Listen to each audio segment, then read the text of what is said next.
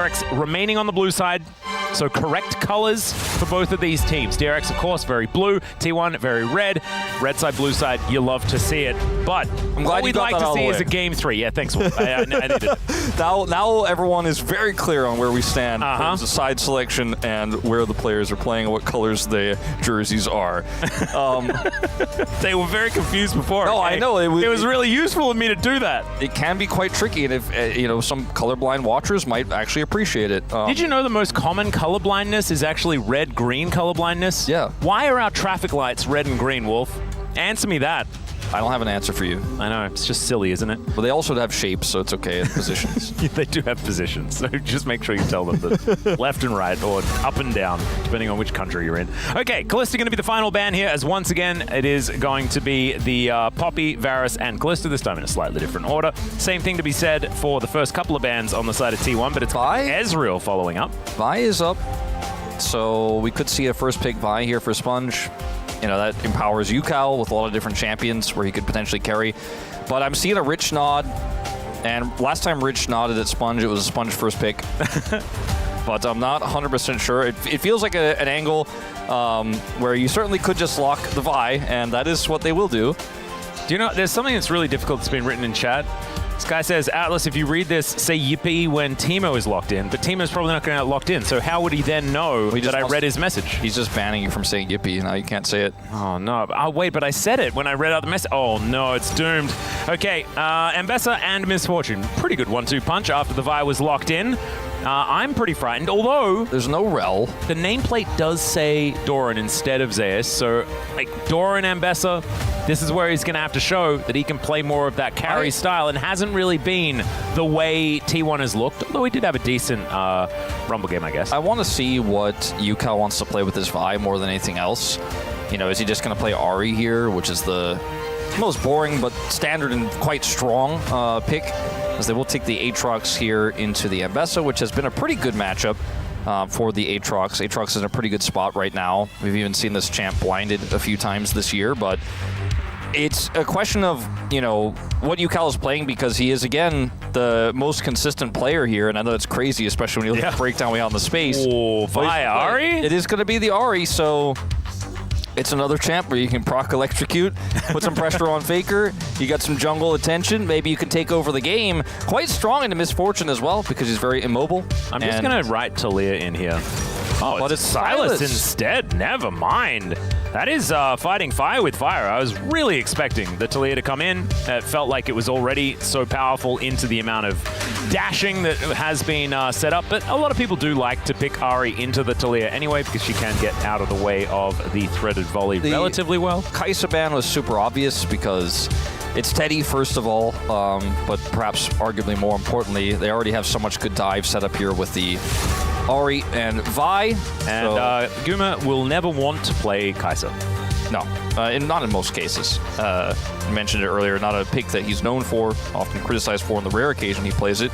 But this final ban, we're probably just going to be another 80 carry, likely a safe one. Yep, so you took away the Ezreal, safe. Took away the Kai'Sa, that works well with the dive, and then you took away the Xayah, because they have Ambessa, they have Silas, so they have their own version of dive. Even though DRX have the Vi, the Ahri, they also have their really strong engage tools and great follow-up with the Misfortune.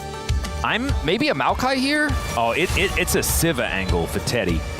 It's 100% the Sivir angle. Nocturne going to be taken away from Owner. That's interesting to see the Nocturne ban there. I mean, it's a Owner classic, but they're not running the Orianna. And it's a lot of magic damage. You could argue with the Silas in the mid lane, but I do feel like Maokai works really well at keeping DRX's composition at bay and works well with Misfortune. Nidalee. Is it just Nidalee time? Does Owner just... I mean, he's having a giggle. It might just be his... Never mind. Way more fun. It's the Lee Sin. Way more fun. And we had the Guma Classic in the Jhin, and now we've got the Owner Classic in the Lee Sin. Sponge does get to answer this with whatever... Oh, no, never mind. His Vi is already locked in. So we just need a bottom lane here from DRX. But already, I think T1 are certainly looking to scrap in this game number 2. Yeah. Leona is available. Could be one of the better answers to this Misfortune, but doesn't feel great into everything else. Flash Braum actually feels pretty sick here, though. Yeah, I'm not going to lie. That's pretty strong. And it's one of the strongest level 1s as well. Keria will end up with this Rakan, which is kind of risky, to be honest. It's tough to engage on most of these champions. Like, Ahri is very mobile. Vi is not necessarily the target you want. She can engage on you as well and lock you in. Wasn't really at that from like about halfway through. This time it might be a little bit better, unless T1 just have one of these owner faker games where they just roll over the top. Let's jump onto the Rift and see whether that does indeed happen.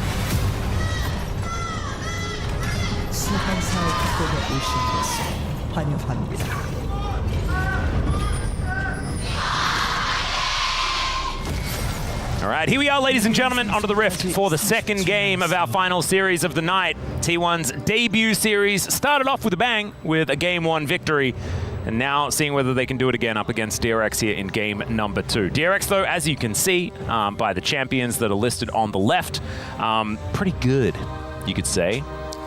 Yeah, me and SK Telecom Dynasty started off with a bang as well. So did the whole universe. Yeah, apparently. I don't know. Have we That's disproven that one yet? Have we disproven that one? I don't know. I trust the scientists, you know? I thought that there was something that came back that said actually like the world is older than the Big Bang or something, or the universe is older than the Big Bang or something, and people got confused. But I don't think I clicked on the video. I think I just like read the title and was like, that's weird, and then moved on to video game content. Then you like got concerned about your algorithm. You were like, why is this here? Oh no, I've got loads of that, man. Like often it's just cosmic stuff. Just like, you know, Brian Cox can read anything to me and I'm psyched about it. Is Polaris or Faker a bigger star? I think it's Faker. I think so. Sorry, Polaris. Yeah. You may have guided a lot of ships, but Faker has certainly guided a lot of ships, you know what I mean? If Faker was to blow up, would it be larger than Beetlejuice exploding, which is apparently something that is happening currently, although is it happening currently? Because maybe we're just getting the light from it now, and that means that it's actually happening in 1 billion years or something like that. Or ago. Yeah, this is like, maybe we shouldn't be talking about that sort of stuff. Is Yukal once again really finding the angles? There's that electrocute that you were talking about, Wolf, and already trading very well. He's got, you know, another matchup where he has some early game agency. The Ahri has the range advantage and is one of the easiest champions to proc electrocute on, especially into a melee. So he is just going to seek those advantages, and so far has gone well for him. This time not as much of a disaster for Ondil at level 2 either in the bottom lane. Well, not going to be too worried about that chain lash is Yukal. So the priority that they do have is certainly working out as far as this mid lane is concerned. Mirrored jungles here as well, as we can see. Ona now moving over towards his red buff, but so is Sponge. Doran pulled back here as Rich having a pretty good time. Looks a little bit like a Skell from Xenoblade Chronicles X in this skin. As Andil shows him the door. Not too much else going to come of it. Yeah, no. Trying to get that bite. Not quite there. Oh yeah, I'm supposed to talk when they're doing stuff. Well, I don't know. I was kind of holding my breath. I'm like, wait, is something gonna happen? It looked like something might occur, but you know, we didn't want to overdo it, so we had to just give it the pause. Ooh, see the double up doesn't hit, you know. Ooh, okay. Faker not gonna be backing right now, as Volley will pick up the cannon, so no -1s in chat. Keep those out. As Andil's going in, okay, finds the Winter's Bite onto Gumayushi, as stun not coming. Teddy unable to walk up far enough. Still no real punishment here. Azona's going to move in. That's Sponge that locks that one down. Yeah, that was bizarre. Yeah. Quite early. Of the Vault Breaker there from Sponge, just to try and avoid some damage from the Resonating Strike. Nicely done. And like Foxfire is making Faker's life quite difficult, but he will be able to go back. Should be A-okay. You can see only 4 minions behind or something like that. As, oh dear, Doran in a little bit of trouble. One more, and the flashes need to be traded. Doran will survive, but this is looking dicey. Why did you walk up? Oh my God! Why did he walk? Oh God! If there was another passive if he died, I would have lost it. Yeah. Oh, I mean, actually lost it. Thankfully, Wolf gets to stay on the desk because I may have said bad words. He has the perfect flash to the Q3 there of Rich, and it just walks right back in.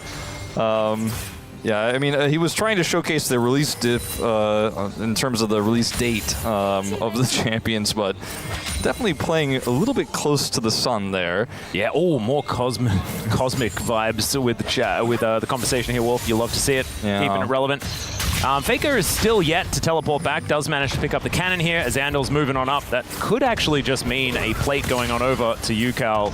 And with one more minion here, there it goes. You very rarely see like a pre-5-minute lane dominance plate, but every now and then, yeah, pretty good. Able to pick it up. UCal used his whole mana bar, isn't able to get kill pressure on Faker, but pushes him back enough to where he's going to have the free back here as well as that plate. So once again, laning so well that he's generating a pretty big gold lead. It's almost a kill's worth of gold that he's got in the advantage right now. Yep.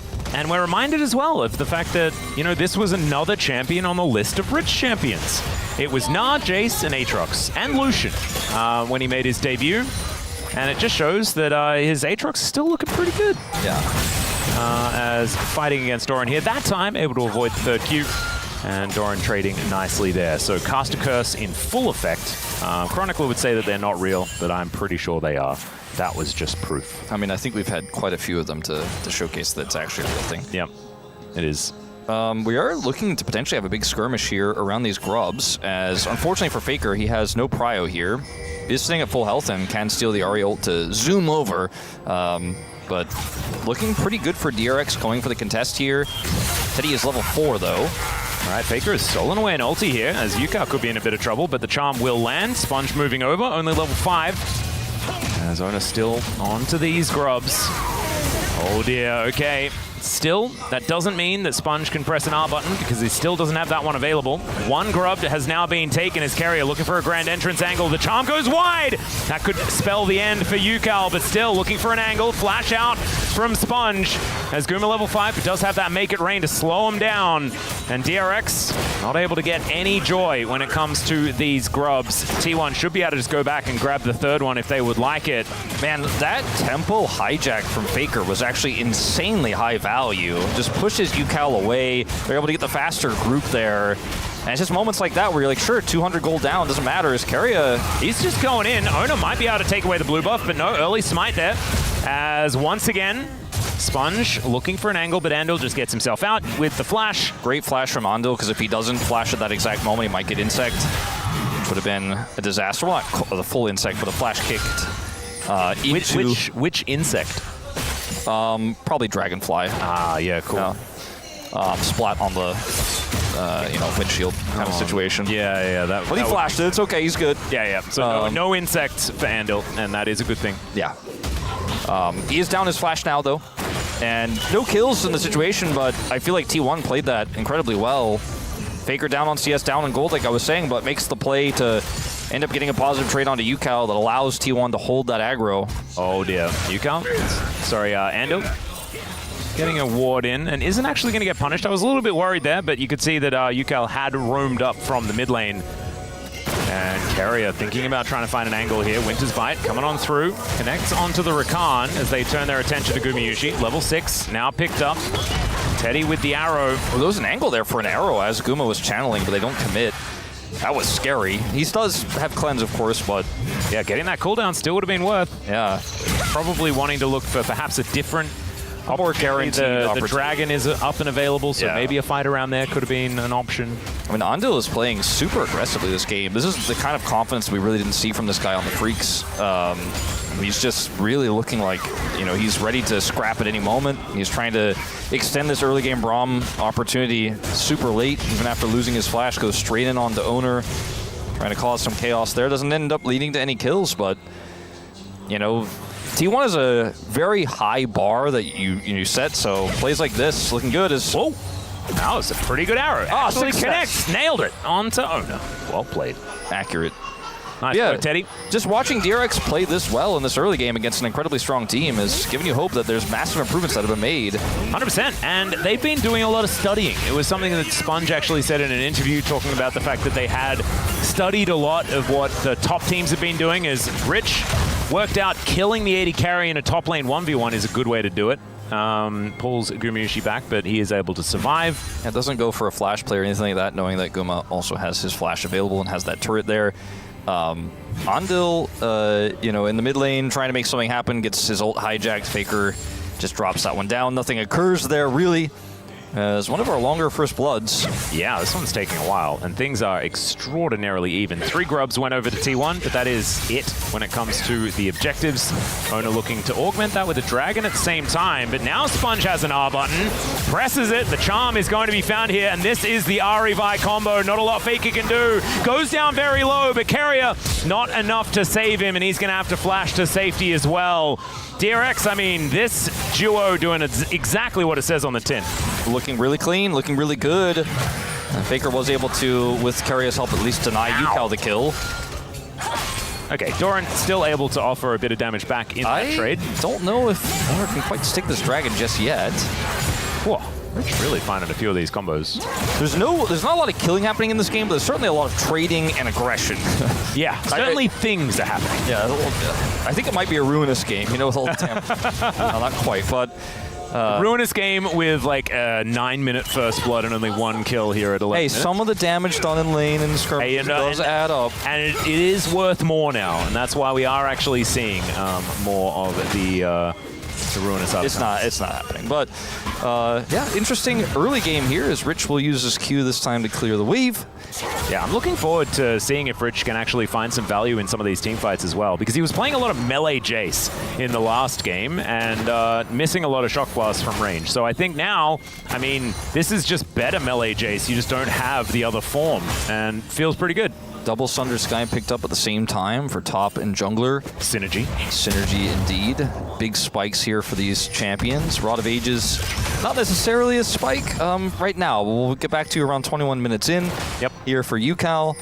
But this is the new Ahri build, which is really, really oppressive, difficult to shut down. Allows the Ahri a lot more aggressive playmaking ability because she can go in so deep without any risk. Nice sidestep from Carrier. Yep, they are able to now move up towards these grubs. I think this is a situation that Sponge will need to try and contest. Fakes like 4 grubs should go over to T1 though. Faker and Rich both have teleport. Rich has Prio, could come up here to try to affect this play. Well, this is a little bit awkward actually, because they are now split. Owner will be able to wrap around as that grub is going to reset. Once Yukao gets here, I think T1 need to evacuate. They cannot actually, I mean, they will just be chain CC'd. That single target blow up is absolutely real. Yeah. So Smite going to be invested here, and it looks like DRX are just going to give up the remaining 2 grubs. T1 should be sitting on 5 moving into the rest of the game. Yeah, I feels real good. In terms of a team fight there, if DRX were in position to fight it, they win 100%, but T1 were just playing the map better. They were threatening plates, and DRX eventually had to say, look, they're playing too far back, we can't engage on them, and also we're losing plates, so they had to make the decision to back away. Ooh, another Smite actually available here for Sponge, so he'll be able to grab the second one, but still 4-2. T1 going to have some Void Mites to help them out, and that's going to be feeling pretty good. Really do like how T1 are using turrets and lane pressure to help secure these objectives, and that gives them the 4-2 split. No team fight win for either side there, but T1 didn't overcommit. They respected that single target chain CC and just got plate gold instead, and then pulled DRX back and then grabbed the second one there. Not all 3, of course, still limited to 1 smite on those, but I thought it was very carefully played. Yeah. All right, Teddy, back to the mid lane. And let's see whether he has a better time as we crest the mid game here. Teddy, of course, not looking like much at all in game number 1 on the Corki. This time on the Ashe, certainly a lot more high priority pick. Yeah, he went for the Yuntals first, which is better than Triforce. Please don't build that. Somebody built that yesterday. I'm not going to name any names. But he is significantly far behind in this game in terms of CS. So you can see that gold lead reflected in Guma, who has his Bloodthirster online, which should give him a little bit more safety to this comp here for DRX. So he's feeling pretty good. Oh, nailed it. That looked weird. Worried. I was really worried. Yeah. But it's a very even game, and this time T1 doesn't have a massive scaling advantage like they did last time around. So the 600 gold lead feels just like a 600 gold lead. It's now a 500 gold lead, but it's only a small advantage. These next few fights are really going to be where the game breaks open. Ooh, Sponge with a wraparound. Oh dear. Doran could be in a whole lot of trouble here as he's not able to ult his way out. Good sidestep there as now Carrier comes in. Vault Breaker right on top of him. Gets the quickness down and Sponge is now the target. Infernal Chains not really doing too much as Andal. He comes down. Nice arrow just supporting the rest of the team as it sails by. Maybe there were snacks on it and they got to pick a snack off the arrow to find some sustenance or something like that. Otherwise it didn't do anything. There was not a whole lot of vision for DRX on the river. I think that's part of why Sponge decided not to ult Carrier there because he was scared about what it could mean for the upcoming fight. Is Andal? Yeah, Andal is all the way up, but he's able to stand beside Sponge. And Faker finding some chains here, looking for the solo kill onto Yukal, but once again, it's going to be a charm landing. Meanwhile, more fighting here towards the bottom side of the map as the flash over the wall there, and another stand beside me here by Andal is going to save his life. Rich kind of hoping that he was able to get in on some of that action. Felt like a fight built for an Aatrox, but T1 just fighting around Rich instead of for him. Andal is just... the amount of times he's almost died this series, and then gotten away with it has been quite high. He doesn't afraid of anything, Atlas. Yeah, he's kind of him in this game. Yeah, no, he's making me afraid every time, but keeps getting away with it. 0 deaths so far in this one, and the gold lead actually swings over to T1 here after that last passage of play. And Owner is going to start this Dragon without really any teammates nearby, but they are rotating over now. Doran does have TP, so... Oh, Yukal's backing and doesn't have teleport, so it looks like it is just going to be a give up on the Dragon type scenario. Potentially first brick here on this dive if they commit. Yeah. They won't, though. So it is just the Dragon going down. Mountain Soul this game as well. Feels a little bit better than the Chemtex that we have been seeing so far today. But now, Rift Herald going to be started up. Carrier in the area. Gumayusi and Ona moving their way over. Sonic Wave going to go wide. And it was some fancy footwork. But now Faker looking to try and take this turret down. And the turret means feats of strength for them if he actually takes it. So it's worth if they just give this up. TP going to come down to try to defend it. Yeah, so down he goes. Faker should just be able to focus on this, though. And you can see that is exactly what he wants. And there it is. Feats of strength going on over. And the charm is even going to miss. Faker, like, I feel like he has lost lane twice in a row, but is always the one that finds the most advantages. I mean, he had a fairly skill-based matchup in Game 1. I mean, it's tough for the Azir, but it is one that you can do better than I think Faker performed on in Game 1. This is a much tougher matchup into the Ahri early. He got bullied, but Faker's the brain guy now. You know, he was the guy who solo-killed Ambition. Yeah. Faker, look at the moves, look at the plays. He was the hands guy, but now he's just got so much experience. He's the brain guy. He's playing the map. Knows he can TP in if his team sees an angle to commit to that fight, but otherwise can just get feats of strength and turret gold by finishing it off, and that's exactly what he did. Ooh, Owner and Carrier all diving in. There's a public execution, and Rich, in the blink of an eye, is just dead. Yeah, he saw the little head movement there and the player cam. He's just like, well, I guess I'm dead. I don't know what I'm supposed to do there. Yeah, the problem is there's not really a cross map. Even if they tried to commit to Faker there, he could just hijack and get away. Well, now it's going to be a 3,000 gold lead just out of nowhere. Yeah. Pulling it out of some big turrets that T1 are killing with their grub lead. Still connects. Nice catch by Owner. Yeah, it may have missed, in fact. As cease and desist does come on through, Owner will, in fact, cease and or desist the living thing. And Teddy's going to be able to grab himself a kill. That was almost an inner turret taken down. That feels bad. I actually thought he was probably going to be fine, and now I feel guilty for saying he caught it. I mean, he did kind of catch it. Yeah. Okay, going back to this play here. It's a 3-man. Faker's very safe in the bottom lane, so there's no cross-map opportunity. Then they go for the second turret here. Owner, fortunately, dashes back with the safeguard and ends up getting caught by it. Then he's in via ult range, and the rest of the team is rotated up, so he gets left to die. And they do not get that inner turret. Ooh, but Teddy potentially able to get the first turret here for DRX. So that 3,000 goldie didn't quite happen. Good defense there from DRX, but it looked for a moment there like they were just going to fall over. And actually, DRX are looking to try and pull this one back. Teddy, though, is going to take the majority of his health bar, and yeah, he's not feeling too great about it. Does get a bit of a heal as that's a great charm from Yukal, but another public execution as Teddy flashes out of the way and will be able to survive. Yukal grabbing that kill, big deal to try and get some more money onto the Ahri. As Rich not wanting the 1v1 with Faker. Yeah, I mean, he knows what it's like to be the Faker of bots, and he sees Faker on the other side. Like, True. I wouldn't mess with me back then, so I'm out of here. Does just evacuate the situation, and they do finally get that turret top side.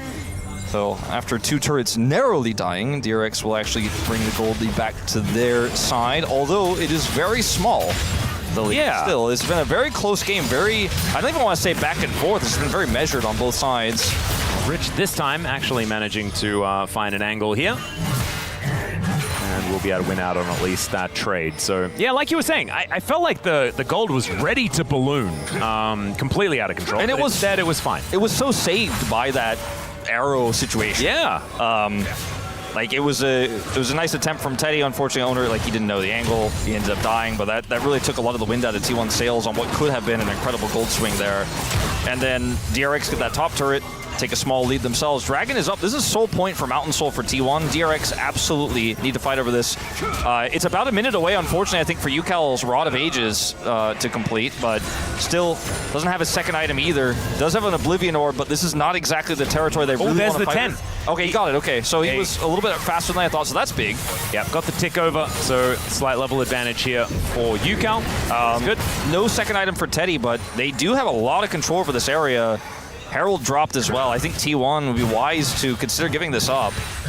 Well, this turret seems to be where DRX are kind of focused for now. They do need to stop T1 from getting that soul point. Yeah, and actually the Herald drop made me think the Dragon was spawning faster than it actually was. It didn't spawn when they dropped it, so the Herald just got denied and they didn't hold the prio. So T1's still contesting for this. Yep, and the Dragon, we saw it just flap its way down, so you can see there the announcement as Drake has entered the game. 100 gold the difference between the 2 teams, but 2 Drakes makes T1's game state feel a little bit better than that of DRX right now.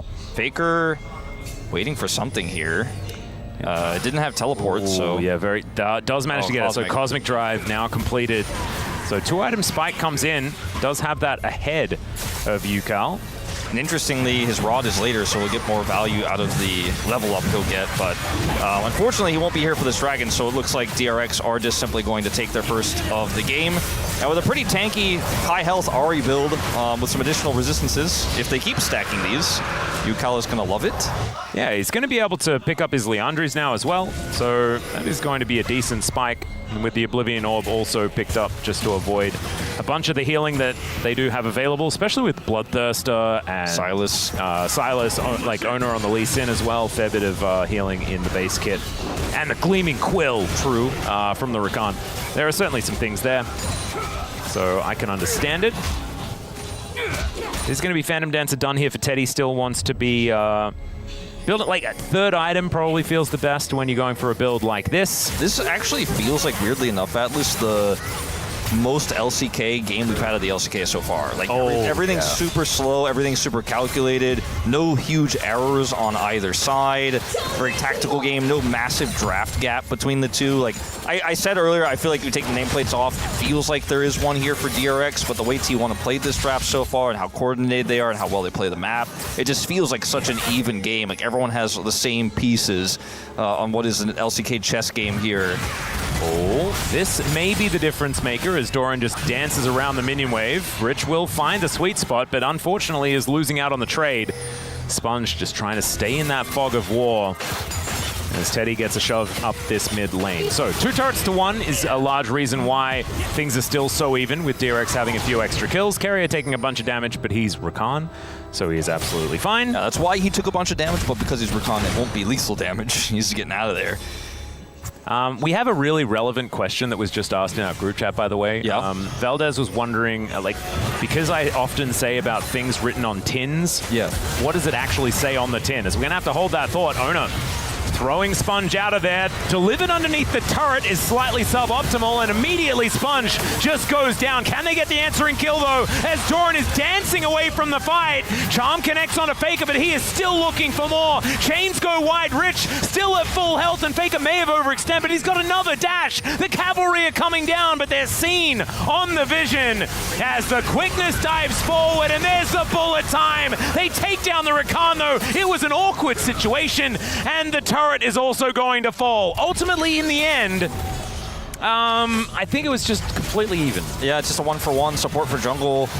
And Valdez didn't even learn about what was written on the tin. Yeah, and I don't even know what tin we were talking. We talked about the Nefiri tin earlier, but yeah, there's a few tins that have been going around. It feels like my sort of word of the day, kind of like rap. If I had like a $10 bill for a Manon, so to speak, the Korean $10 bill for every time DRX overextended for a play and it ended up backfiring, I'd be able to buy a lot of tins, Atlas.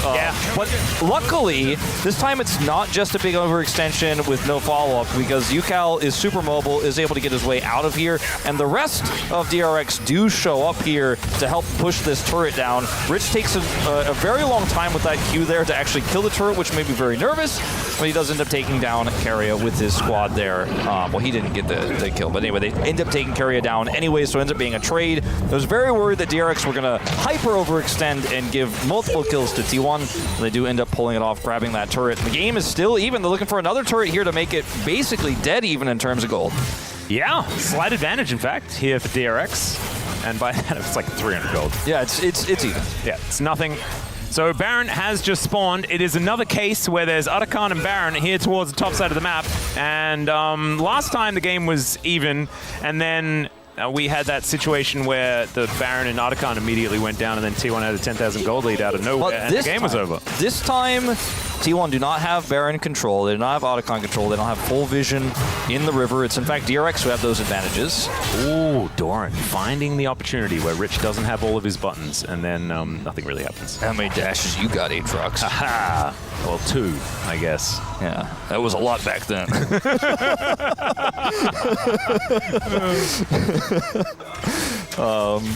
Yeah, you know, dash around, put up a shield, do all that good stuff. Doran is doing it. I like DRX's chances in this game because if they can maintain vision control over these objectives and T1 have to fight their way through, there's just so many ways that goes wrong with the, you know, the arrow, et cetera, we've been talking about all game long with the single target kill potential that DRX have. They're going to clear this vision once again. T1, 20 seconds time until they can fight for soul point here on this dragon. I don't think DRX are willing to trade that for the Baron right now. But this time, it's just soul point, right? As Andal gives them the door, and engaging on this Braum is just not really going to be a possibility. That's what it says on the tin, by the way. It says, don't engage onto Braum. Yeah, it's true. And the other side of the tin says, Braum is not engage as well. It's a multifaceted tin, but it's mainly about Braum. Yeah, the tin basically is the Surgeon General's warning in this case. Yeah. Well, Dragon is spawned. T1 do not have Prio in mid. And DRX, I mean, this is their fight to lose. Sponge just aggressively picking up the banana brush control. Teddy needs to be very careful with his positioning. There's a lot of tools that T1 can use to get on top of him. The Ambessa, the Silas. There's a lot of threats. But they have so much vision control, it's really tough for T1 to fight into this. Yeah, so much of this vision has already been taken away here, as they can just wait out the Sonic Wave. Look at how careful Teddy is positioning. He's like, I'm way back. Yeah, and he needs to stay away from Faker because a hijacked arrow could be a real big deal. Exactly. For T1 as Carrier on that flank angle, and he gets into the pit. Now it's an opportunity to kick out onto Andal through Rich here, but it is going to be Faker that locks down the Dragon. That's kind of crazy. Sponge goes in, but Rich is in amongst it as well. The bullet time interrupted pretty quickly, but DRX are just kind of melting. Finally, they find some angles, and Rich getting the huge heals as he looks to exit. It was an even fight until then. Faker dives forward, looks for Rich, but he doesn't get it. The Infernal Chains, and it's UCal that locks down the kill. Orbit Deception coming on through here, but there's a right click, and Gumayusi's able to take down the Ahri. Only Rich staying alive here. 9,000 damage for Gumayusi in the fight, positioning incredibly well and layering in the damage from start to finish. Teddy, unfortunately, without position, how he positioned so safely early, was not able to do anywhere near as much, as well as Doran being on top of him towards the latter half of the fight. Faker securing the Dragon is the huge problem here, but look at Doran on top of Teddy. He has to flash away. Teddy can do nothing in this fight. Meanwhile, Gumayusi sitting at full health with his Bloodthirster, just queuing on cooldown and just tapping people out of this fight. Does an insane amount of damage. Flashes the wall to follow through here as well. Phenomenal return here to the LCK for Gumayusi, and unfortunately Teddy was just shut down by Doran. Couldn't do much, even though Rich had some phenomenal knockups there and was healing like crazy. What a fight.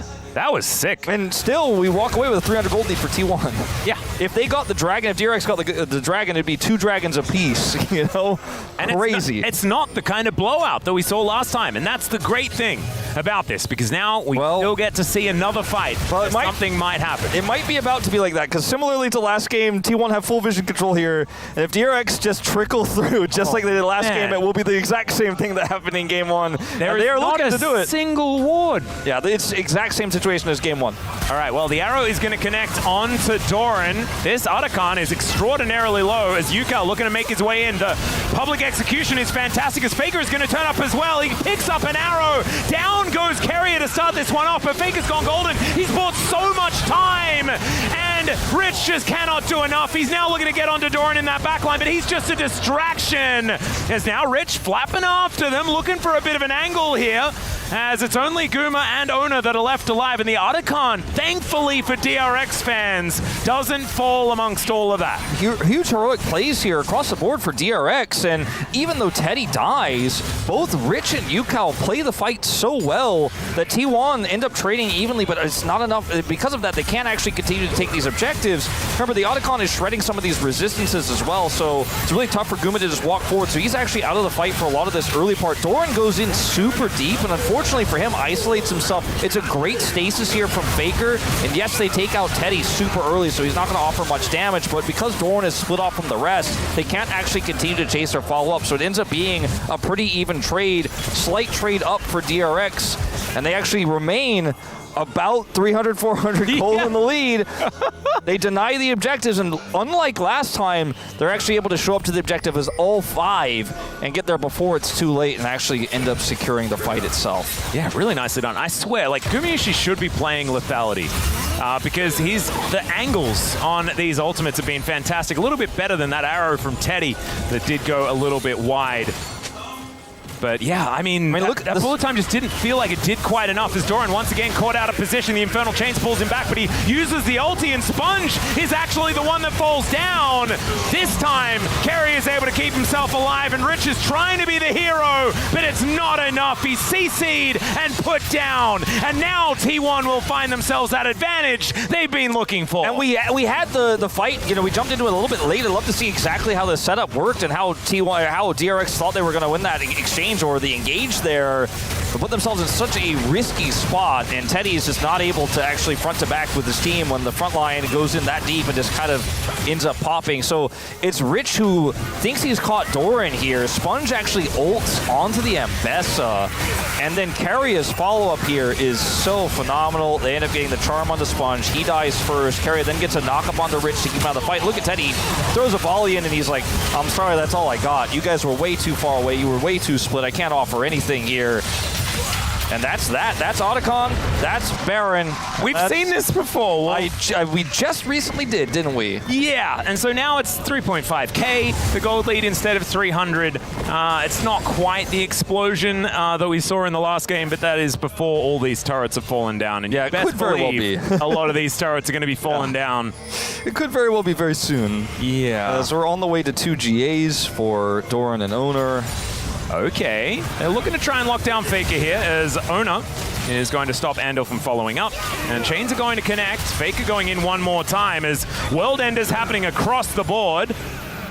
But with a Mountain Soul available, I think Faker is definitely just a distraction at this point in time. Yeah, I mean, DRX are playing like they're the ones who have the withdrawals. Oh, good dash to get out of the way of the arrow. And in the meantime, it is going to be Mountain Soul. Faker will be taken, or at least withdrawn. And now they're going in. Okay, Carrier is going to deliver Sponge to the rest of the team. And I don't know about that one.